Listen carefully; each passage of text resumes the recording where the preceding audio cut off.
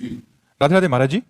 महाराज जी, मैं ये पूछना चाहती हूँ कि सातों जन्म में मुझे जो अभी पति सेम वही मिल सकते हैं? नहीं, वो बहुत प्यार करते हैं महाराज हाँ जी, तो बहुत अच्छे हैं। नहीं मिल सकते। ये गारंटी से हम कह रहा हूं, ये कोई फिल्मी स्टेज थोड़ी है, ऐसा थोड़ी है।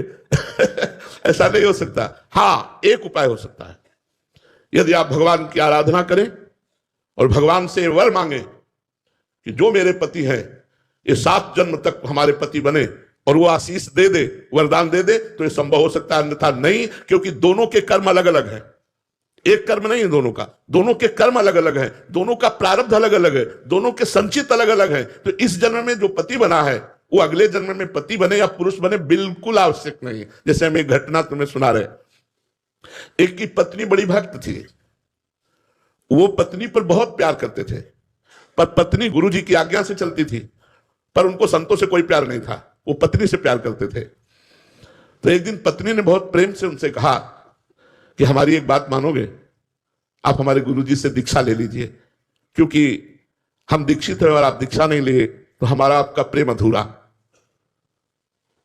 उन्होंने कहा ठीक है, बुलाओ गुरुजी को। गुरुजी को बुलाया और दीक्षा लेने के लिए गंगा स्नान करने के लिए चले, तो गांव के 2-4 लोग मिले, बोले आज ये धोती टांग के कहां जा रहे हो? बोले यार पत्नी कह रही दीक्षा ले लो, गुरुजी आ गए तो गंगा स्नान। अरे, और वो धोती लेके वापस आ गए, बोले नहीं लेना मुझे दीक्षा। कालांतर में दोनों का शरीर छूटा, तो पति आसक्त होने के कारण उसका मोक्ष नहीं हुआ, और वो राजा की राजकुमारी के रूप में जन्मे। ये पूर्व में गीता जी के महत्व में महिमा आती थी, उसमें दृष्टांत आता था, उसका है।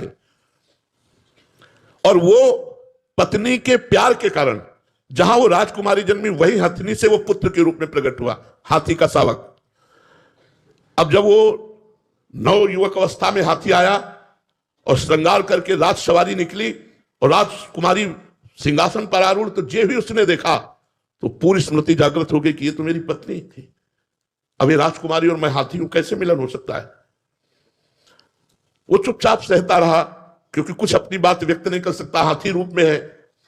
अब राजा ने अपनी राजकुमारी का स्वयंवर रचा। जे ही स्वयंवर की घोषणा हुई तो उसने खाना पीना सब छोड़ दिया। वो बहुत ही सुशोभित हाथी के रूप में था। राजा को सूचना पहुंची, राजवैद्यों ने देखा, बोले कोई रोग नहीं।